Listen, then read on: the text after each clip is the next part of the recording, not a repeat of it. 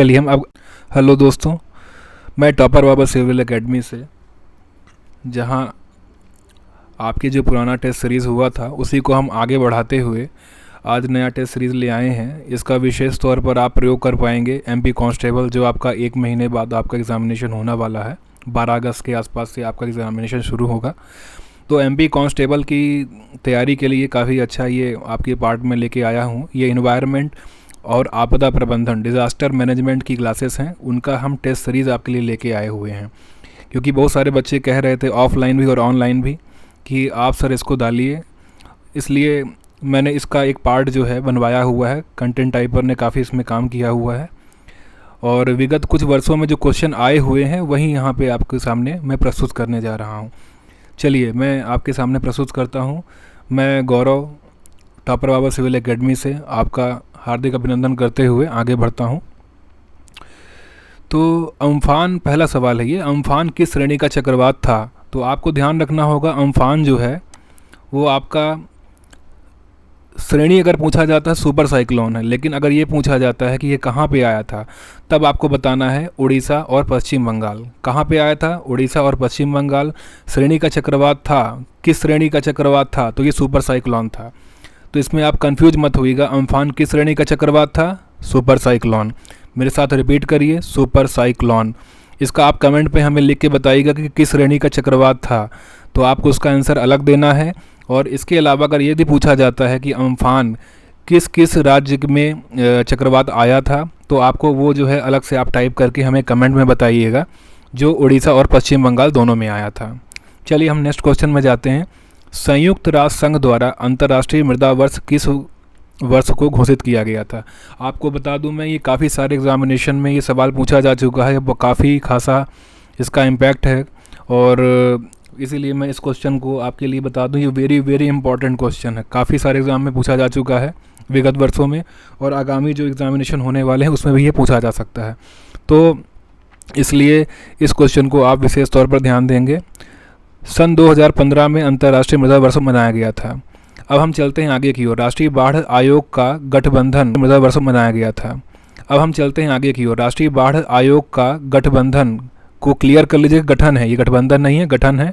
कब किया गया था? सन 1976 में किया गया था गठन।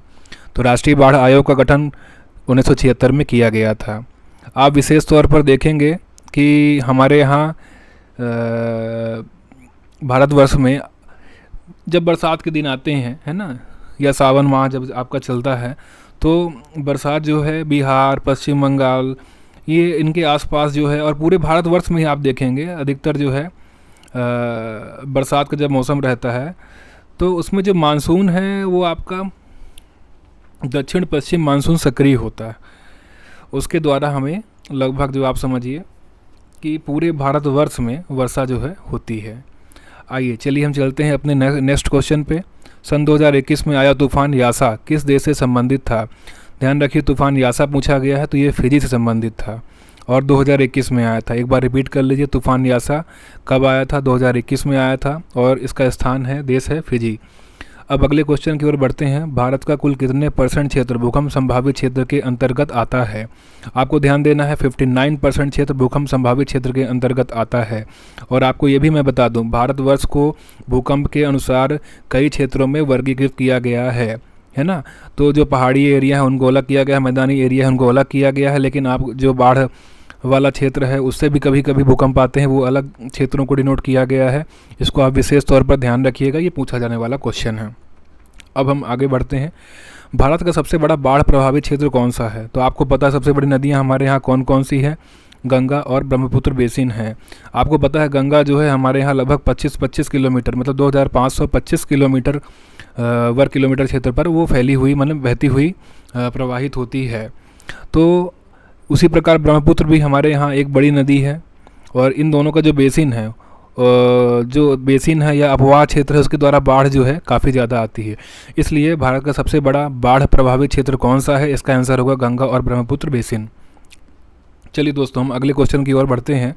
प्रधानमंत्री राहत कोष की स्थापना कब की गई थी? तो आपको बता दूं कि प्रधानमंत्री राहत कोष की स्थापना 1948 में की गई थी। ये आपदा प्रबंधन का क्वेश्चन है और विगत कुछ वर्षों में आपके ये क्वेश्चन कई एग्ज़ामिनेशन में पूछा गया है। आपको मैं ये बता दूं कि आप जितना ज़्यादा ये रिपीट करते हैं, आप क्वेश्चन आंसर की प्रैक्टिस करते हैं, उतना ज़्यादा आपका एग्ज़ाम निकलने का जो कहना चाहिए सफलता की जो रेट है आपकी उतना बढ़ जाती है।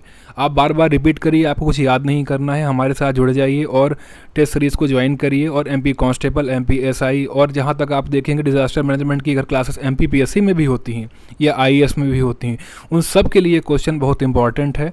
इसलिए आप इस पर विशेष तौर पर फोकस करें और कई बार इस क्वेश्चन को रिपीट करें जो हम आपको करवा रहे हैं।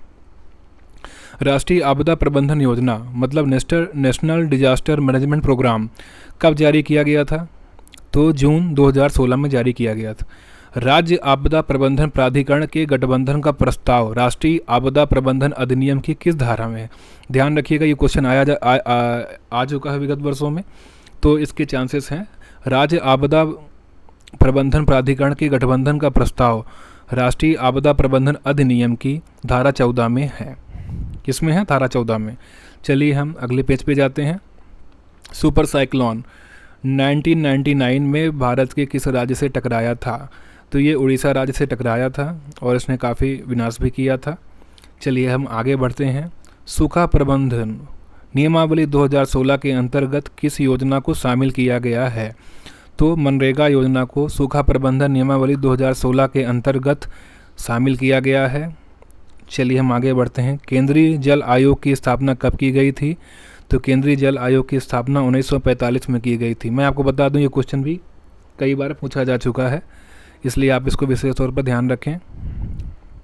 दोस्तों मैं एक बात और भी कहना चाह रहा हूं आप लोगों से, आप हमें सपोर्ट करें, आप इसे लाइक करें, सब्सक्राइब करें और बेल आइकॉन को क्लिक करें। इससे क्या होगा कि हमें एक मोटिवेशन मिलेगा और हम और ज़्यादा जो है आपके लिए प्रयासरत हो पाएंगे। और जो हम चाह रहे हैं कि आपकी सफलता जो है वो आपको प्राप्त हो, यही हमारा ध्येय है। इस वाक्य को हम चरितार्थ कर पाएँ, इसलिए आप ये एक तरह देखा जाए कि इनका रिपीटिशन के साथ में आप ज़रूर इस वीडियो को लाइक करें, सब्सक्राइब करें और बेल आइकॉन को क्लिक करें। बेल आइकॉन को क्लिक करने से क्या होगा कि जो भी कोई आपको वीडियो यहाँ पे डाला जा रहा है इस चैनल के द्वारा, वो आपको आपके नोटिफिकेशन पे शो करेगा और वो आपको हाईलाइट करेगा। हमारी आगामी क्लासेस, जो पिछली क्लासेस कुछ भी हैं, वो भी आप आसानी से देख पाएंगे। चलिए अब हम आगे बढ़ते हैं। केंद्रीय जल आयोग आपका हो गया 1945। नेक्स्ट क्वेश्चन, पृथ्वी पर किस प्राकृतिक आपदा से खराब नहीं होने वाली प्रणाली कौन सी है? प्राकृतिक आपदा से खराब नहीं होने वाली प्रणाली कौन सी है? तो आपको पता है सड़क तो खराब हो ही जाती है, विद्युत संचार प्रणाली बाधित होती है और रेल परिवहन भी कहीं ना कहीं बाधित होती है, लेकिन सैटेलाइट संचार प्रणाली कभी प्रभावित नहीं होती है। चलिए अब हम इसका आंसर लगा लेते हैं, सैटेलाइट संचार प्रणाली। अब हम देखते हैं वर्ष 2005 में विश्व आपदा न्यूनीकरण सम्मेलन का आयोजन कहाँ पे हुआ था? आपको बता दूँ ये जापान में हुआ था। आपदा न्यूनीकरण सम्मेलन का आयोजन जापान में हुआ था। चलिए अगला क्वेश्चन देखते हैं। राष्ट्रीय आपदा प्रबंधन संस्थान कहाँ पे है? तो कहाँ पे है आपको क्या बता सकते हैं? कमेंट करिए। राष्ट्रीय आपदा प्रबंधन संस्थान कहाँ पे है? दोस्तों आपको ये पता होगा, ये दिल्ली में है। चलिए हम आगे बढ़ते हैं अगले क्वेश्चन की ओर। दिल्ली में कहाँ पे है? अच्छा, तो दिल्ली पे ये विक्रम नगर पे है। आप ध्यान दीजिएगा, दिल्ली में विक्रम नगर में राष्ट्रीय प्रबंधन अधिनियम 2005 के तहत आपदा प्रबंधन के क्षेत्र में मानव संसाधन विकास, क्षमता निर्माण, प्रशिक्षण, अनुसंधान, प्रलेखन और नीति वकालत के लिए नोडल जिम्मेदारियां इसको सौंपी गई हैं। यह विक्रम नगर नई दिल्ली में है। चलिए हम देखते हैं अगला क्वेश्चन। भोपाल गैस त्रासदी किस वर्ष हुई थी? ये 1984 में हुई थी। अगला क्वेश्चन हम देखते हैं। ये तो बहुत बड़ी त्रासदी थी, आपको पता है, और आज भी इसको निशान जो है भोपाल में देखे जा सकते हैं। कई क्षेत्र ऐसे हैं जहाँ पे आप किसी लोग को देखेंगे, किसी का जो मैंने एक तरह देखा जाए विकास बाधित हुआ है, जो है ना, कहना चाहिए कि ऐसी इतनी बड़ी त्रासदी थी कि कहा जाता है कि उस समय लगभग सरकारी आंकड़े को अगर ना देखा जाए तो 2.5 से 5 लाख लोग ख़त्म हो गए थे। अंतर्राष्ट्रीय आपदा निवारण दिवस मनाया जाता है, तो मैं आपको बता दूं अंतर्राष्ट्रीय आपदा एक मिनट, थोड़ा मैं पानी पी लूँ।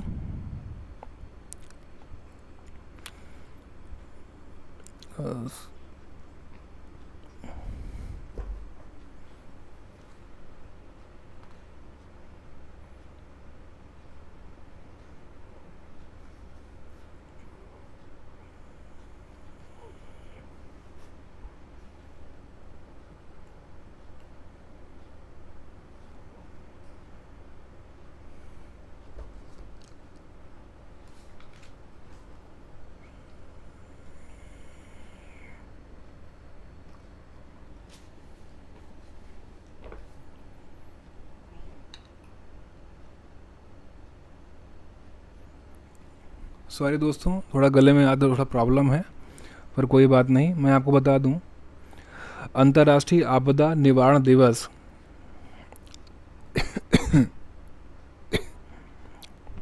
13 अक्टूबर को मनाया जाता है। अंतर्राष्ट्रीय आपदा निवारण दिवस जो है 13 अक्टूबर को मनाया जाता है। सूखाग्रस्त की समस्याओं को दूर करने के लिए किस पंचवर्षीय योजना में सूखाग्रस्त क्षेत्र विकास कार्यक्रम प्रारंभ किया गया था? सूखाग्रस्त क्षेत्र विकास कार्यक्रम प्रारंभ किया गया था 5वीं पंचवर्षीय योजना में। मरुस्थलीकरण को रोकने हेतु राष्ट्रीय कार्य योजना का प्रारंभ कब किया गया था? तो मरुस्थलीकरण को रोकने के लिए राष्ट्रीय कार्य योजना का प्रारंभ सन 2001 में किया गया था। नेक्स्ट क्वेश्चन, सूखा को छोड़कर अन्य प्राकृतिक आपदाओं से संबंधित नोडल मंत्रालय कौन सा है? सूखा को छोड़कर अन्य प्राकृतिक आपदाओं से संबंधित नोडल मंत्रालय आपका गृह मंत्रालय है, जो इन सब कार्यों को देखता है। राष्ट्रीय नागरिक सुरक्षा महाविद्यालय कहाँ स्थित है? तो राष्ट्रीय नागरिक सुरक्षा महाविद्यालय नागपुर में स्थित है। अब हम देखते हैं भारत में हुआ COP14 सम्मेलन किस विषय से संबंधित। एक मिनट दोस्तों, कुछ गला कुछ ज़्यादा ही परेशान कर रहा है, मैं पानी पी लेता हूँ।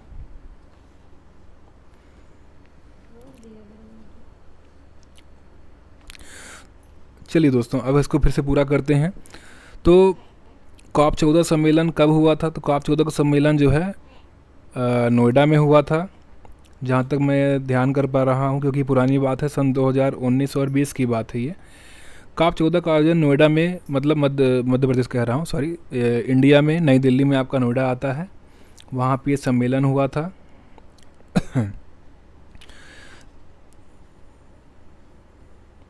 ध्यान तो मैं जहाँ तक कर पा रहा हूँ, हाँ, एक्यूरेट।